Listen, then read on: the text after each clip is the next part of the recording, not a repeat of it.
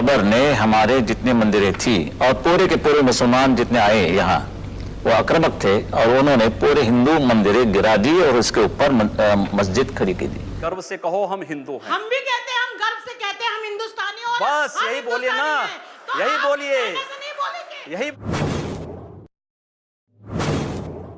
मैं आपको अभी ताजा उदाहरण देता हूं। जब 6 दिसंबर को अयोध्या में बाबरी मस्जिद का ढांचा गिराया गया तो शिवसेना ने सबसे आगे जाकर के झंडा गाड़ दिया, हमने गिराया, और उसको बड़े गौरव से उसको ओन किया। गौरव तो है ही, बिल्कुल, इसमें कोई शर्म की बात नहीं है। मैंने तो कहा दिया, साफ कह दिया।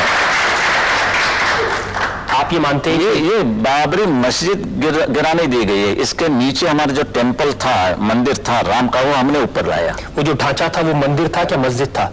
और ढांचा में तो काफी चीजें ऐसी थी कि हमारे हिंदू की संस्कृति इसमें डर गई थी, छुपी गई थी। जो गिराया वो मंदिर था या मस्जिद था बाला साहब? मैं तो गया नहीं था और इसके लिए ऊपर क्या था नीचे क्या था मुझे इतना तो मालूम है। नीचे हमारा मंदिर था और कहीं पोर्शन था वो हिंदू संस्कृति की एक सिंबॉलिक बात थी। लेकिन लोग कहते हैं शिवसेना का तो वहां एक भी आदमी नहीं था। ना, ऐसे कैसे हो? नहीं तो बड़ी शर्म की बात है।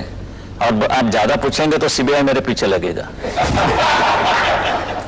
ये तो सच क्या है बाला साहब, जनता ये जानना चाहती है। सच ये है कि इतिहास आप देखेंगे, हिस्ट्री टेल्स सेज कि बाबर ने हमारे जितने मंदिरें थी और पूरे के पूरे मुसलमान जितने आए यहाँ वो आक्रामक थे और उन्होंने पूरे हिंदू मंदिरें गिरा दी और उसके ऊपर मस्जिद खड़ी की दी।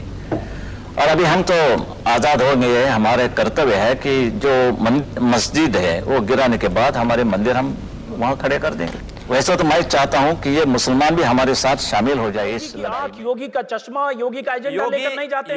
योगी तभी बोलता है क्योंकि योगी दूरदर्शी होता है। अच्छा, योगी आज की बात नहीं कर रहा है, योगी भविष्य की बात कर रहा है। इसलिए हुए थे उसको भी आपने पहले देख लिया था। बिल्कुल, मैं जान रहा हूं। हुए थे आपने पहले देख लिया होगा क्या होने वाला है। देखिए, समझदारी इसी में है कि हम ठोकर खाने का इंतजार न करें। समझदारी यह है कि ठोकर अगर कहीं लग रही है तो हम उसी से सबक सीख जाएं। हिंदुस्तान पूरी दुनिया में साधु संतों, सूफियों और औलिया अल्लाह और स्वामी विवेकानंद जी के सांझी संस्कृति से पहचाना जाता है।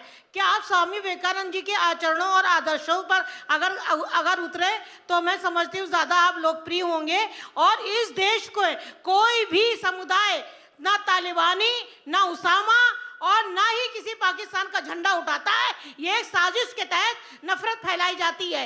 अगर इस देश में बहादुर शाह जफर और वीर अब्दुल हमीद और अशफाक उल्लाह और भगत सिंह और सुभाष चंद्र बोस जैसे लोगों की तरह से आपके विचार हो तो हम समझते हैं कि सभी समुदाय के लोगों को देशभक्ति का सफाई नहीं देनी पड़ेगी। आप लोग सिर्फ देशभक्ति नहीं है, पूरा देश देशभक्त है। बात सुनिए, स्वामी विवेकानंद जी ने कहा था कि गर्व से कहो हम हिंदू हैं। तो हम तो स्वामी विवेकानंद के ही उन वचनों को आत्मसात कर रहे हैं जो उन्होंने कहा कि गर्व से कहो हम हिंदू हैं। हम भी कहते हैं, हम गर्व से कहते हैं हम हिंदुस्तानी और बस यही बोलिए ना, यही बोलिए, यही बोलिए। हम लोग यही इसी बात को कहते हैं कि गर्व से कहिए हम हिंदुस्तानी हैं। आपके कहने से नहीं बोलेंगे, हम लोगों की आत्मा कहती है, इसीलिए कह रहे हैं। दबाव से नहीं तो यही तो स्वामी विवेकानंद ने कहा कि गर्व से कहो हम हिंदू हैं। और अगर वही बात मैं कह रहा हूं तो इसमें बुरा मानने की बात कौन सी? मुसलमानों के लिए कोई जगह नहीं है। क्यों नहीं है? क्यों नहीं है? शाहनवाज हुसैन मेरे सबसे अच्छे मित्र हैं। अब डॉक्टर एपीजे अब्दुल कलाम को जब माननीय अटल बिहारी वाजपेयी जी ने राष्ट्रपति के लिए खड़ा किया था, सबसे पहला सांसद था जिन्होंने समर्थन किया था। भारत का मुसलमान डॉक्टर एपीजे अब्दुल कलाम बने, शाहनवाज हुसैन जैसा बने, पहला व्यक्ति रहूंगा जो समर्थन करेगा।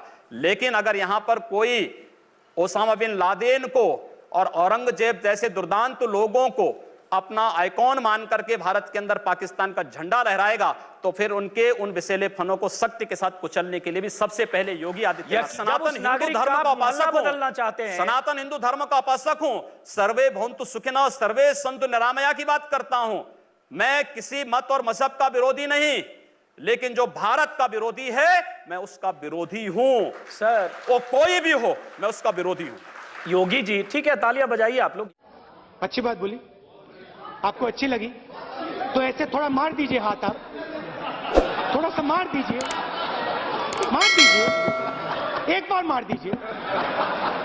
क्यों कष्ट हो रहा है आपको? अगर अच्छी लगी मार दीजिए।